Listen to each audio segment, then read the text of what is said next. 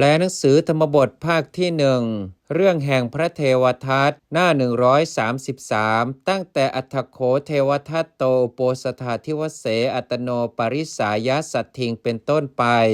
อัฏฐโขครั้งนั้นแลเทวทัตโตอันว่าพระเทวทัตนิสีทิตวานั่งแล้วเอกมันตังณที่สุดส่วนข้างหนึ่งสัตถิงกับปริสายะด้วยบริษัทอัตโนของตนอุโปสถาธิวเสในวันเป็นที่รักษาซึ่งอุโบสถวัตวากล่าวแล้วอิติว่า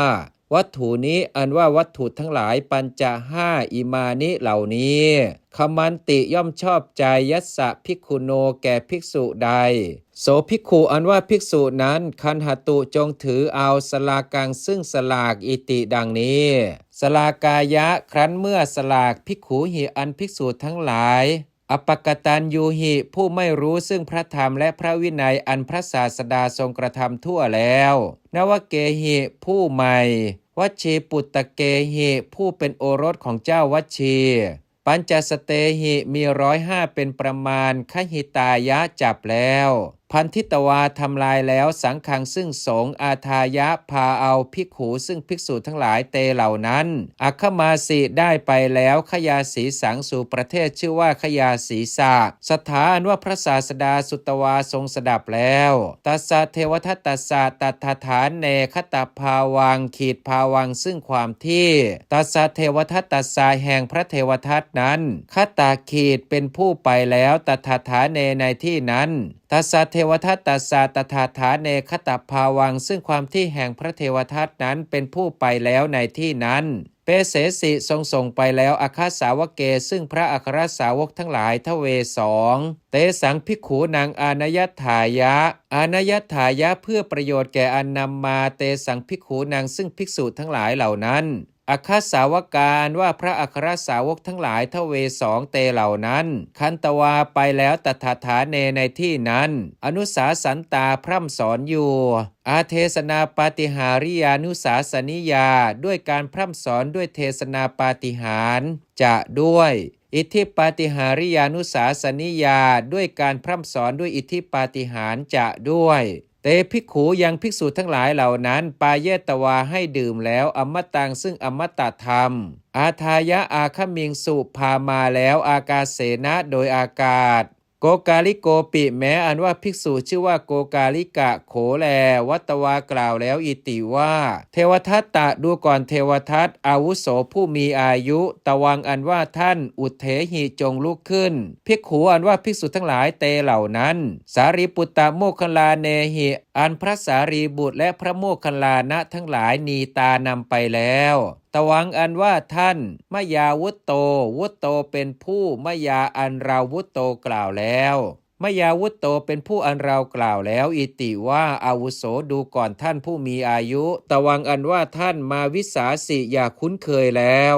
สารีปุตตะโมคคัลลาเนหิด้วยพระสารีบุตรและพระโมคคัลลานะทั้งหลายสารีปุตตะโมคคัลลานาอันว่าพระสารีบุตรและพระโมคคัลลานะทั้งหลายปาปิจฉาผู้มีความปรารถนาลามกวสังคตาเป็นผู้ไปแล้วสู่อำนาจอิจฉานางแห่งความปรารถนาทั้งหลายปาปิกานางอันลามกโหนติย่อมเป็นอิติดังนี้อสิย่อมเป็นนนุมิใช่หรืออิติดังนี้ปหาริประหารแล้วหัตถยมัชเชที่ท่ามกลางแห่งหัตถ์ไทยชันนุเกหิด้วยเข่า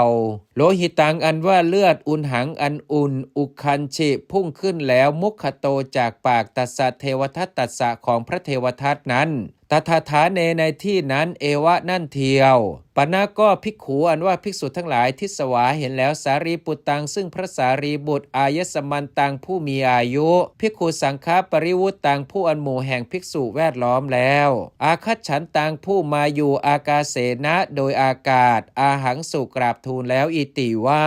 พันเตข้าแต่พระองค์ผู้เจริญสารีปุตโตอันว่าพระสารีบุตรอายสมาผู้มีอายุอัตตาทุติโยผู้มีตนเป็นที่สองวะเทียวคโตไปแล้วขมนากาเลในการอันเป็นที่ไปอิธานิในการนี้โสสารีปุตตเถโรอันว่าพระเถระชื่อว่าสารีบุตรนั้นมหาปริวารโรผู้มีบริวารใหญ่อาคัจฉันโตมาอยู่โสภติย่อมงามอิติดังนี้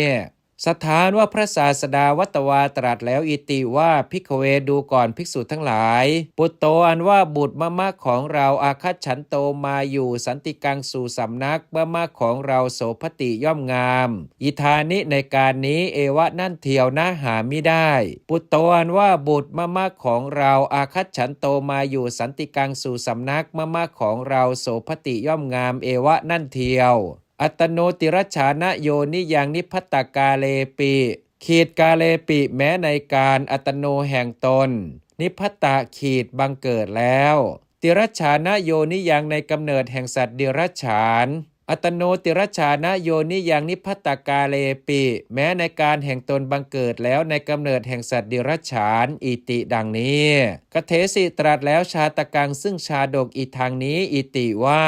อัโถอันว่าความเจริญโหติย่อมมีชนานางแก่ชนทั้งหลายศีลวัตตังผู้มีศีลปฏิสันถารวุตตินางผู้มีความประพฤติในปฏิสันฐานตวังอันว่าท่านปัสสะจงดูลักขณังซึ่งเหนือชื่อว่าลักขณะอายันตังผู้มาอยู่ยติสังฆปุรคิตังผู้อันหมู่แห่งญาติกระทำแล้วในเบื้องหน้าอัฏฐะก็ตวังอันว่าท่านปัสสสิย่อมเห็นกาลังซึ่งเหนือชื่อว่ากาละอิมังนี้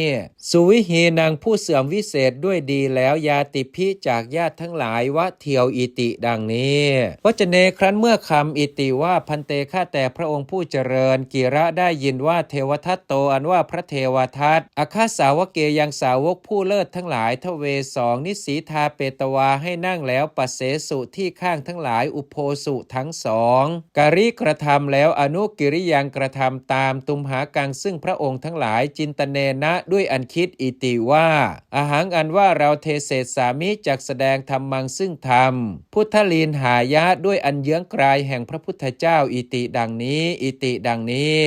ภิกขุหิอันภิกษุทั้งหลายวุตเตกราบทูลแล้วปุณะอีกสถานว่าพระศาสดาวัตวาตรัสแล้วอิติว่าภิกขเวดูก่อนภิกษุทั้งหลายเทวทัตโตอันว่าเทวทัตวายมติย่อมพยายามกาตุงเพื่ออันกระทำอนุกิริยังกระทำตามมะมะซึ่งเราอิธานิในการนี้เอวะนั่นเทียวน่าหาไม่ได้ปุเพปิแม้ในการก่อนเอโสเทวทัตโตอันว่าเทวทัตนั่นวายมิพยายามแล้วกาตุงเพื่ออันกระทำอนุกิริยังกระทำตามมะมะซึ่งเราปณะแต่ว่าเอโสเทวทัตโตอันว่าเทวทัตนั้นนัสสักขิไม่อาจแล้วกาตุงเพื่ออันกระทำอนุกิริยังกระทำตามมะมะซึ่งเราอิติดังนี้กเทตวาตรัสแล้วนัตทีจรกากชาตกังซึ่งนัตทีจรกากชาดกอิติว่าภริยาอันว่าภรยาสวิทกัสสะแห่งกาชื่อว่าสวิทกะอาหากล่าวแล้วอิติว่าวีรกะแนกกาชื่อว่าวีรกะตวังอันว่าท่านปัสเสสิย่อมเห็นสกุนังซึ่งนกสวิทกังชื่อว่าสวิทกะมันชุพานกังผู้ร้องเพราะมยุรคีวสังกาสังผู้มีสร้อยคอเพียงดังสร้อยคอแห่งนกยูงปติงผู้เป็นผัวไมหังของเราอปิบ้างหรืออิติดังนี้วีรโกอันว่ากาชื่อว่าวีรกะอาหากล่าวแล้วอิติว่าสวิทโกอันว่ากาชื่อว่าสวิทกะอนุกรังกระทำตามอยู่อาการัสสะซึ่งอาการปักขิโนของปักษีอุทกะทละจรัสสะผู้เที่ยวไปในน้ำและบนบกอามกะมัชฌโภชิโนผู้บริโภคซึ่งปลาดิบโดยปกตินิจจังเนืองนิจตัสสะนั้นเสวาเลหิอันสาหร่ายทั้งหลายปริคุณทิโกพันรอบแล้วมัตโตตายแล้วอิติดังนี้อิติดังนี้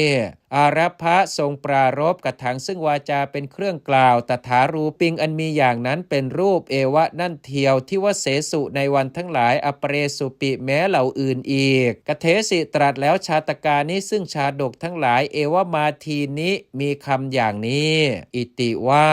อายังครุโลอันว่านุกระไนนี้วิตุทางเมื่อเจาะวนานิซึ่งหมู่ไม้อันตั้งอยู่ในป่าทั้งหลายอาจาริได้เที่ยวไปแล้ววตะหนอกะทังครุเขสุในต้นไม้อันเป็นส่วนแห่งฟืนทั้งหลายอ อสารเกสุอันมีแก่นหาไม่ได้อัฏฐะครั้งนั้นคารุโลอันว่านุกรนัยอภิธาได้ทำลายแล้วอุตมังคังซึ่งอวัยวะอันสูงสุดยัตถะขัดที่เรที่ไม้ตะเคียนใดอายังคารุโลอันว่านุกรนัยนี้อาสัทธามาถึงแล้วตังขัดที่รังซึ่งไม้ตะเคียนนั้นชาตสารังอันมีแก่นเกิดแล้วอิติดังนี้จะด้วยและสีอันว่าไขข้อเตของท่านนิพพาลิตาไหลออกแล้วจะด้วยมัทธโกอันว่ากระหม่อมเตของท่านหัตถินาเคนะอันช้างตัวประเสริฐวิทาลิโตทำลายแล้วจะด้วยภาสุกาอันว่าซี่โครงทั้งหลายสัพพาทั้งปวงเตของท่านหัตถินาเคนะอันช้างตัวประเสริฐพักคาหักแล้วสัมมาแน่สหายตะวังอันว่าท่านวิโรจสีย่อมงามวิเศษอิธานิในการนี้อิติดังนี้จะด้วยขีดอาทีนี้เป็นต้น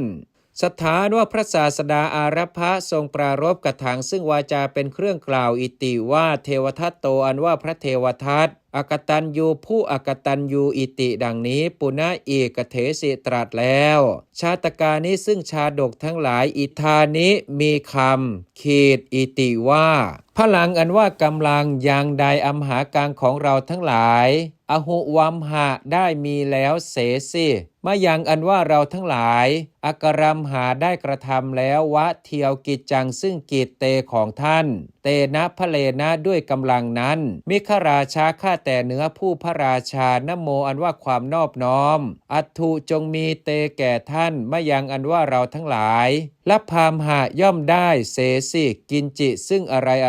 อปิบ้างหรือตวังอันว่าท่านทันตันตระคัตโตเป็นผู้ไปแล้วในระหว่างแห่งฟันมะของเราโลหิตาภักขสะผู้มีเลือดเป็นภักษากุพโตผู้กระทำอยู่ลุทธานิซึ่งกรรมอันชั่วร้ายทั้งหลายนิจจังเนืองนิดสันโตเป็นอยู่ชีวสิย่อมเป็นอยู่ยังปิแม้ใดชีวิตตังอันว่าชีวิตตวะของท่านตังนั้นพระหงส์เป็นบุญมากภูตังเป็นแล้วอิติดังนี้อาทีนี้เป็นต้นสถานว่าพระศาสดาอารัพะทรงปรารภปริสักกนังซึ่งการตะเกียกตะกายวัฏายะเพื่ออันปลงพระชนอัสสะเทวทัตตัสสะแห่งพระเทวทัตนั้นปุณะอีกกเทสิตรัสแล้วชาตกานี้ซึ่งชาดกทั้งหลายอิธานิมีคำขีดอิติว่าเสปันนิแนมไม้ระรื่นตะวังอันว่าท่านไสยสิย่อมโปรยอย่างใดกัมมังอันว่ากรรมเอตังนั่นตังนั้นกุรุงคัสสะอันกวางยาตังรู้แล้วอาหังอันว่าเราคัจฉามิจะไปเสปันเนงสู่ไม้ระรื่นอันยังต้นอื่นหิเพราะว่าพลังอันว่าผลเตของท่านแม้อันเรานรุจเตย่อมไม่ชอบใจอิติดังนี้อาทีนี้เป็นต้นกถาสุครั้นเมื่อวาจาเป็นเครื่องกล่าวทั้งหลายอิติว่าเทวทัตโตอันว่าพระเทวทัตปริหีโนเสื่อมรอบแล้วพละโตจากผลอุพโตทั้งสองลาภสการะโตคือจากลาภและสักการะจะด้วยสามัญญโตคือจากคุณเครื่องความเป็นแห่งสมณะจะด้วยอิติดังนี้ปวัตตมานาสุเป็นไปทั่วอยู่